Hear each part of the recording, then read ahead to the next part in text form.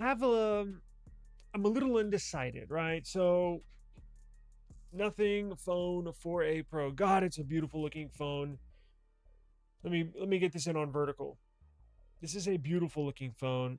It's actually really fun to use. For people that don't know, this seems to struggle a bit on network performance. This has the Nothing Phone 4A Pro has the Qualcomm Snapdragon 7 Gen 4. It's a top tier, mid-range, mid-level CPU. However, it comes up short on one overlooked but crucial feature that all phones depend and rely on, and that's the network. So before putting my SIM card in this phone, I've been doing some Wi-Fi testing, right? Because there's no mobile data, but I do have Wi-Fi on here.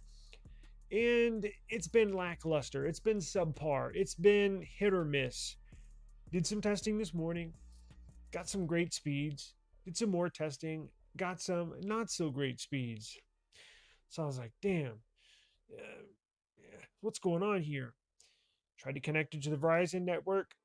It, Verizon won't accept this IMEI on their network. AT&T only 4G. Tried to put a Cricket SIM card in here. Cricket won't accept it on their network. So I was like, you know what? Screw it. I gotta run some errands today. Let me throw my T-Mobile SIM in here, and while I'm riding around town, let me do some network testing and see what we get on with this. And I recorded and documented everything, and it was pretty similar to the Wi-Fi performance. It's hit or miss. So I got some really good scores, and I got some scores that were laughable, pretty laughable. I think this is going to be one of those phones that is going to come down to the very last day. I think they have a 14-day return window. This is going to come down to this is what I like to call a day 13 phone, right? But typically, if you order a phone from Samsung, OnePlus, Nothing, I think even Apple, they give you a 2-week return window, right? A 14-day return window.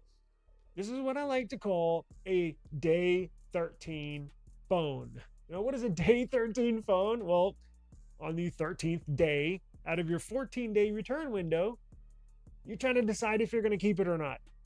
So I'm hoping desperately that the network issues get fixed. And here's my dilemma. Do I keep this phone and hope that it gets fixed over time? Or do I just return it and say, screw it, I can't deal with this? Because if the network is going to remain subpar, hit or miss, I can't deal with that, right? I'm not going to deal with that. We're in 2026. We're way past the time where we should be dealing with these types of issues. And again, got some great scores, but got some bad scores. Depending on the day, depending on the time, you never know what you're going to get. I was uploading and generating some shorts on here earlier. It took forever to upload a short to Instagram. Well, I say forever, but maybe 2 minutes. When it took this phone, I was like, you know what? Hold up. I transferred the video to this phone by quick share and uploaded it to Instagram on here. Took 2 seconds, literally 2 seconds. Goes down to the network. So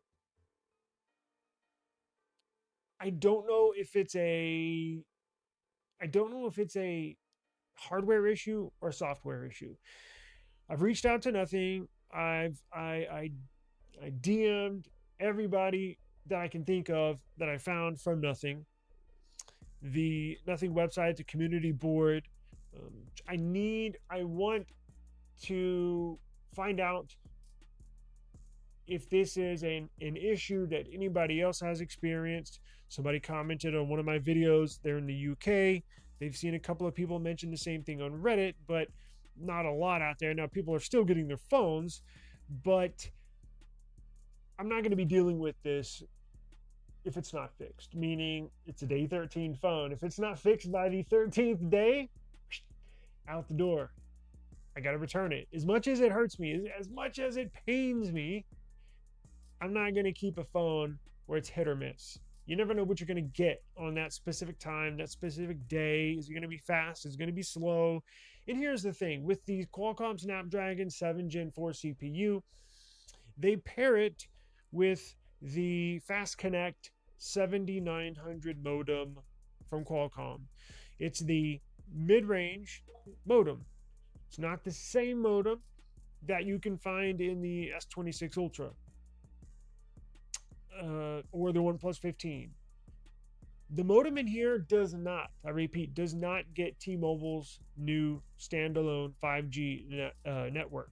It also does not. AT&T just rolled out a similar standalone 5G network that T-Mobile has. It does not get that. So that requires a release 18 3GPP network or capable modem.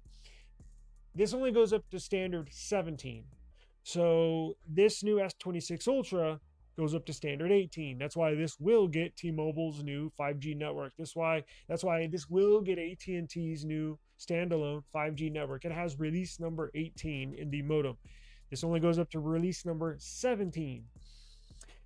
So I run the risk of being stuck in that dead zone I've been in for years since I've been in this specific house for like 15 years. I've dealt with connectivity issues outside of Wi-Fi essentially the entire time I've been living here, dating back to old school phones. And when T-Mobile launched their new 5G network, it's a life changing. And if you're in a dead spot, you know exactly what I mean. So I don't know if I can continually deal with hit or miss network issues. It's either one of two things. I guess it could be both, but it's either a software issue, which I'm not sure, or a hardware issue. Now, hardware issue would be the antennas inside of this phone are not properly placed, whether it be Wi-Fi antennas or network antennas. It does have antenna bands around the phone, as you can see. Those little strips that are around the power source right here, that strip here and this strip here. 2 strips up here, 2 strips on the side, 2 strips on the side. That's normal. You're going to find that on any phone, right? Now, they're hidden on the S26 Ultra. S26 Ultra has gets really good connectivity to your networks. It doesn't have as many bands. In fact, it's only got 1, 2, 3, 4, 5 bands around the S26 Ultra. Interesting thing about the iPhone. The iPhone 8, excuse me, we're going to talk about iPhone 18. The iPhone 17 series has a huge network band that goes all around the camera island. So if you look at the camera island, if you turn an iPhone 17 around and look at it from the side, the border, the incline of this camera island, the entire thing, the entire border of this island is a antenna band. How cool is that? I know, I'm a nerd. But they also have bands here and here. Now, these little strips look pretty similar to the phone. It's the same color. It's just a different material. That's how you can spot them out. But it's an actual antenna, and that's what those are used for. Most phones have them all. Let's see the S25 Ultra. Where's my Pixel? I think it's in the other room. Pixel's the same thing. You got antenna bands down at the bottom, 2 on the sides, 1 up top. So the Nothing phone has the bands around the phone, but internally, I'm not going to open it up. And look, even if I do open it up, what am I going to do? Like, I mean, I guess technically I could get a little tiny copper wire and try to extend the Wi-Fi bands and/or network. But who's going to do all that, right? I mean, shouldn't have to open up a phone to modify it like that. Interestingly enough, I did do that with what was it? The Nexus 5, one of my all-time classic favorite phones. It was plastic. right? I mean, well, the front was glass, but the back was plastic. You could pop it off. Remember LG constructed the phone? I actually modified the antenna bands inside there. It made a difference. I literally took some copper wire, real thin copper wire, and actually modified the antenna bands in there and got better signal. Now, who knows? Could be under a bunch of. I'm not going to open this thing up, but it's just not worth it at this point. But could they release an update to fix this thing? I guess. I don't know. That's why I reached out to Nothing to ask them, hey, I'm having this issue. Are y'all aware of it? If so, are you going to try to release an update to fix it, to help me, to help us? I don't know. I don't know. So if no update comes, if it still looks like it's hadn't gotten any better, I'm gonna have to return it. As much as it hurts, I'm gonna have to send it back because, as I mentioned earlier, it's just not worth it. Honestly, like uh, it's just not worth it, and it pains for me to say that, but that's why I am. That's why I'm having.